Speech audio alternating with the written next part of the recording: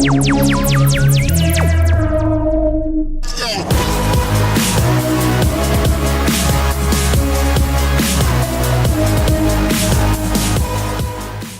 there, this is Christian with your 4th edition of Whippet News. This week we focus on Google. To get the show rolling, here's the jumpstart question.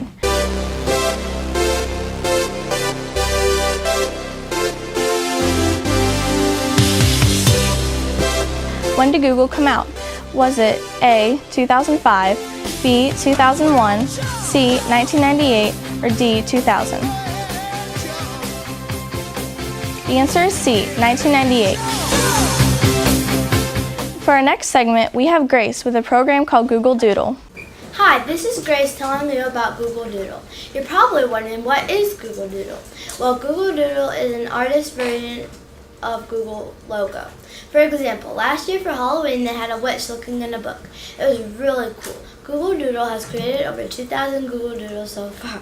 Now since you know what Google Doodle is, you probably want to know who created it. Well, Dennis Wang created Google Doodle. Dennis Wang is a graphic artist who designs the festive logos for Google Doodle.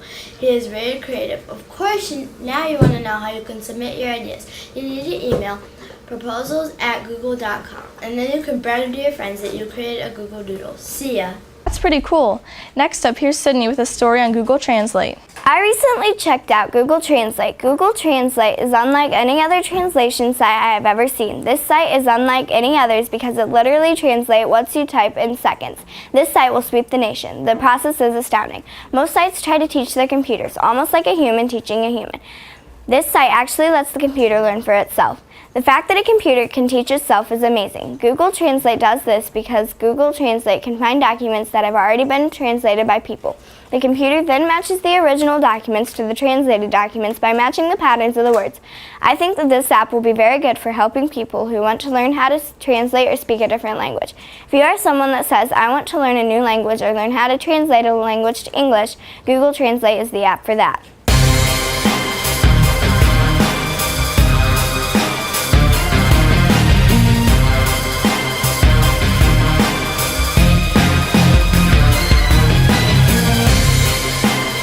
This is Curry's bringing you the top 10 movies. Number 10, The Grand Budapest Hotel. Number 9, Guardians of the Galaxy. Number 8, Snowpiercer. Number 7, The Missing Picture. Number 6, Yoda Dim. Number 5, Startup. Number 4, Life Itself. Number 3, Gloria. Number 2, The Lego Movie. And number 1, Boyhood.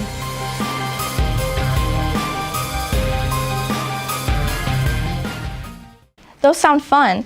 Ella's now going to bring you a story on Google Earth. Hey everyone, it's Ella again. Have you ever heard of Google Earth? Well, if you haven't, I'll tell you a little bit about it. Google Earth is a virtual Earth that you can do many things with. Google Earth was released in June of 2005, and by October 11th, Google Earth was downloaded more than 1 billion times. You can get the app on most mobile devices, and you can also download it on most computers or laptops. You can find lots of places on Google Earth, like your house, beaches, condos, anything. Sometimes if you are looking for a newly built house building, it might not be there because some of the pictures are not updated. If you are looking for anything that is on the Earth, Google Earth is the app for you.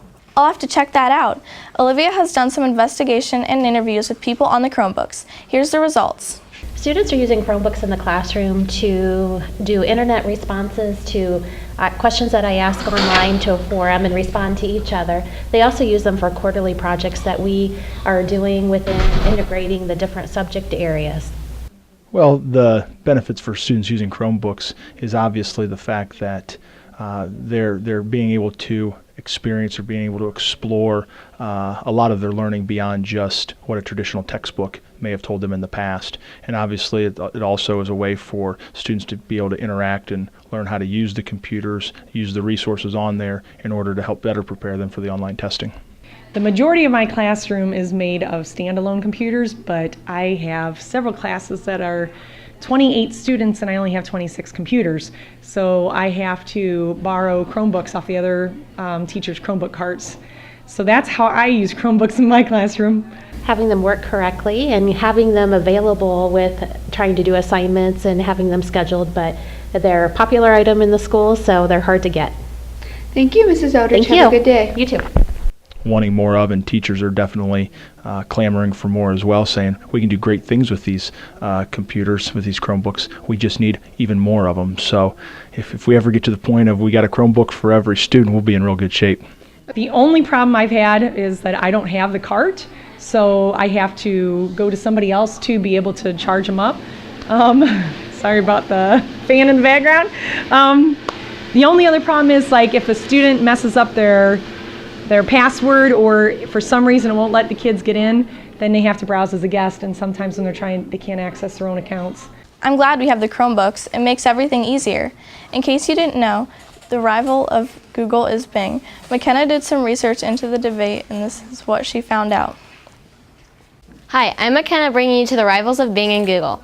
Everyone has heard of the rivals of Bing and Google. Who hasn't? First off, I want to ask people to see what they think is better, Bing or Google. Personally, I think Google is better, but I do want to know what other people think. Google. A lot more websites. Yeah. Google, because it's easier to use. Google, I can find a lot more stuff on there than Bing. It doesn't work out for me that much. I like Google because it has a lot more search results, and Bing is really slow on my computer anyways. Google. There's more things to do on Google. Google Drive, Google Mail, Google. So Not everyone has an Apple device. Some people have Android phones and tablets. So instead of the App Store, Android users have the Google Play Store. Here's Keely with all the facts you need to know about the Google Play Store. Hey guys, Keely here. Have you guys heard of Google Play? Well, I'm sure you have. This is an app store that has over 1.3 million apps that have been published. In this app store, you can download lots of games, music, books, movies, and so much more. You can download these apps on Google and Android devices, including Chromebooks, the Google Nexus, and some mobile devices. On March 6, 2012, the Android market and Google Music became one company known as Google Play. This is an app store that has over 50 billion downloads, so download your apps now. That's got some cool features. Now for the debate question, here's Josh. Hey, Shelby Middle School, since we're talking about Google, here's our debate. Should every Shelby Middle School student have a Chromebook in Shelby Middle School? Comment below.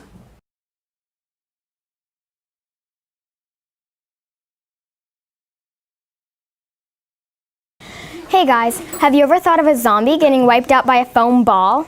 Well, now you can see that all at the Halloween Dodgeball Tournament Student Council has devised a concoction for students to wear their Halloween costumes and form a team of terrifying players. It is only $2 a player, and each team has to have 7 to 10 players. Make sure you return the form to Count Seawick at room 111, and make sure Count gets this form back by October the 28th. The money raised is to help support the United Fund and other local charities. Now here's Sherry with the book report. Hi, my name is Sherry with this week's book review, The Maze Runner. Imagine yourself in a dark metallic box. You're being shot up a tube. You can't remember anything, only your name. When you finally see light, you see strangers. You're in a place called the Glade. The people around you know just about as much as you do, and you slang words you're unfamiliar with. Take a journey with Thomas and Minho to fight off the monsters called the Grievers, and crack a code that could save your life forever. Make sure you defeat the creators in the process, or you will be sorry. Enjoy this twisty book while also enjoying your fine romance between two characters to come. I highly recommend this book. This book is, however, teen fiction, because there are some words that are more complex. Well, that's it for this show. Visit us at www.whippetnews.weebly.com if you have any ideas for debates or segments. See you next week. Yeah, I'm gonna live in my mother's basement.